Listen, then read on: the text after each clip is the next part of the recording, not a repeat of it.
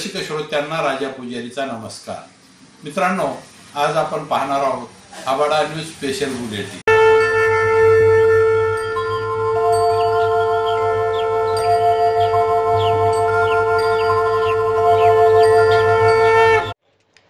अवैध वाळू उपसा यामुळे मोबाईलवर शिवीगाळ केल्याप्रकरणी 2 गटात दहारखेड गोदावरी नदी पुलावर तुंबळ हाणामारी झाली होती.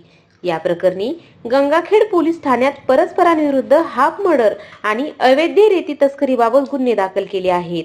या घटनेत 7 जण जखमी झाले आहेत.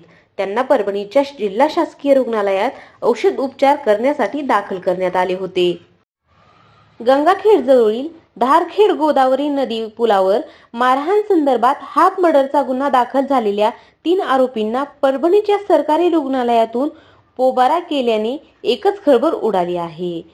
सदर आरोपी औषध उपचारासाठी सरकारी दवाखान्यात दाखल झाले होते. 26 डिसेंबरच्या दुपारी 2 वाजता त्यांनी दवाखान्यातून पळ काढला. दवाखान्यात दाखल असलेल्या 4 आरोपींपैकी एक असलेला बुद्धभूषण बाबूराव गायकवाड यांनी काय सांगितले ते ऐका.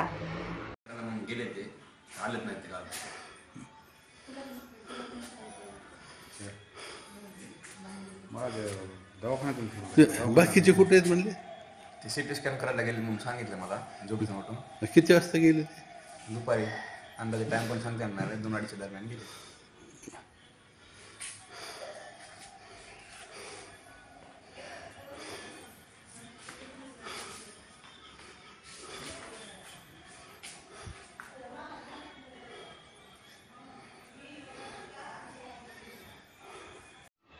चोवीस डिसेंबरच्या रात्री 9 वाजण्याच्या दरम्यान दहारखेड गोदावरी नदीच्या पुलावर 2 गटात तुंबळ हाणामारी झाली.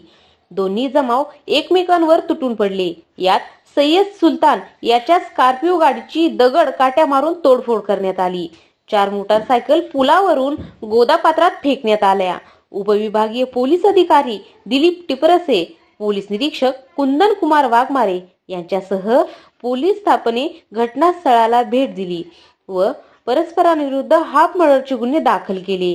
जखमींना परभणीच्या सरकारी दवाखान्यात दाखल करण्यात आले. हा प्रकार वाळू तस्करीवरून घडला असे मानले जात आहे. वाळू तस्करीबाबत तक्रार करत असल्यामुळेच रागात येऊन एकमेकास हाणामारी करण्यात आल्याचे समजते.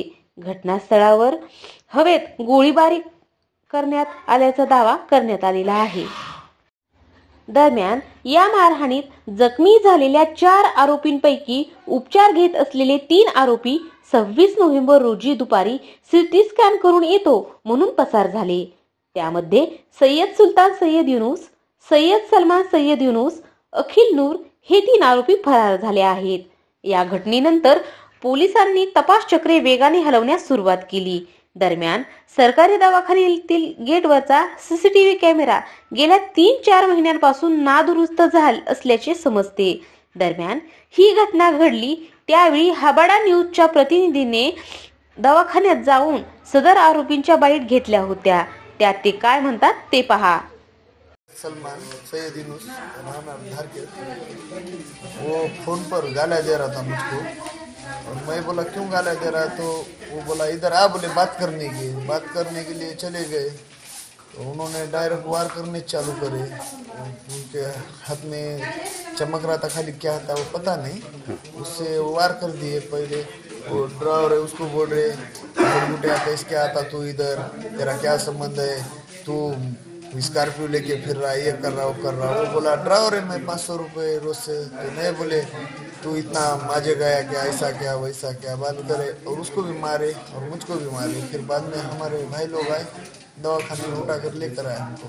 मारने का कारण क्या है? मारने का कारण कुछ भी नहीं. वो फोन पे उन्हें दारू पी के गाले दे रहा था उसका भांजा. तो उसके बाद भांजे ने क्या करा, फिर मैंने बोला तेरे मामा को फोन लगा, मामा को बात करता. मामा को बात करा, वो भी गाला दे रहा था मुझको. गाला दे रहा तो मैं, वो गांव में का ही है, मैं गया उसको मिलने. तो वो 30-40 बच्चे लेकर पहले ही रुका था. हम गाड़ी में से घर वालों को छोड़े, लेडीज को, हम कब प्रोग्राम में गए थे. लेडीज को छोड़ने के बाद हम दोनों आए, हमारे दोनों के ऊपर अटैक किया उन्होंने. रेती का कुछ मामला है क्या? नहीं, रेती का कुछ भी नहीं है. मेरे भाई आया था घर के फैमिली छोड़ने, हम कार्यक्रम में थे. कार्यक्रम में से उसने फ़ोन लगाया, ऐसा ऐसा हो गया, मेरे पर हमला कर रहे हैं। मैं और मेरा बड़ा भाई गाड़ी पर आए, उन्होंने हमको भी मारा, गाड़ी फेंक दिया हमारी और रॉड मारे सिर में, पत्थर फेंक करे हो गए। रेती का कुछ लफड़ा है रेती का क्या? कुछ नहीं मालूम। रेती का काम करते हैं क्या? नहीं नहीं, कौन करता है गाँव में? रेती का कोई नहीं करता है, गाँव का मालूम नहीं।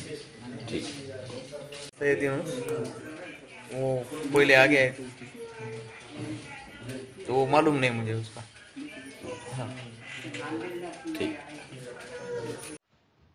परभणीची शासकीय रुग्णालयाची अवस्था आओ जाओ घर तुम्हारा अशी झाल्यामुळे सामान्य रुग्ण असो किंवा एखाद्या गुन्ह्यातील आरोपी असो हे दवाखान्यात दाखल होतात, मनाने निघून जातात. येथील कर्मचाऱ्यांना विचारले असता ते कुठे गेले की असे उत्तर मिळते. दरम्यान याबाबत ज्या वार्डात 3 आरोपी औषध उपचार घेत होते त्या जवळील वार्डात मधील सिस्टरची विचारणा केली असता त्या काय म्हणाल्या ते ऐका.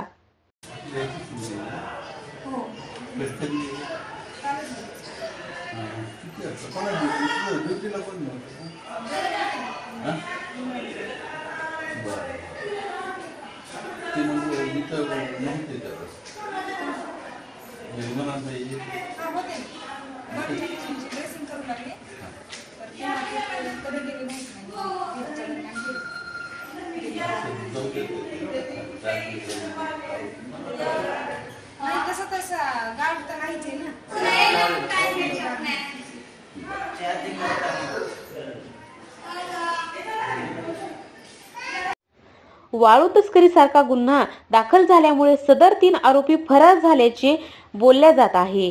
बंदोबस्ताबद्दल गंगाखेडचे पोलीस निरीक्षक कुंदन कुमार वाघमारे यांना विचारणा केली असता सदर आरोपी दवाखान्यात होते, गुन्हा दाखल होण्याच्या आतच फरार झाले, त्यामुळे त्यांच्यासाठी बंदोबस्त दिला नव्हता असे सांगितले. मित्रांनो, तत्पूर्वी आपलं आवडतं हबाडा न्यूज चॅनल सबस्क्राईब केलं नसलं तर सबस्क्राईब करा आणि लाईक करा. बेल आयकॉन दाबून आपली पसंती कळवा.